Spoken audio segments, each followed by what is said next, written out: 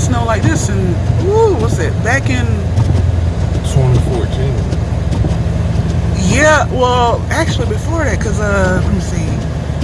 When I was a little girl, there was a huge snowstorm in Atlanta. I think that was back in 1996 or something like that. And finally Atlanta Public School finally did close for that day.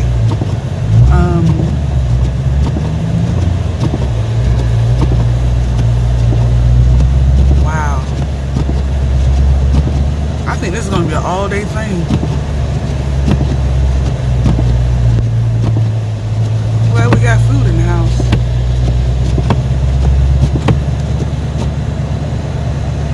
Have you ever seen this much snow? Not like this.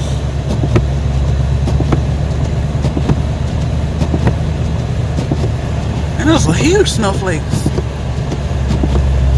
Nobody's on the street. You know what? I probably wouldn't have been able to go to work anyway if you're not like driving me or anything, because Marta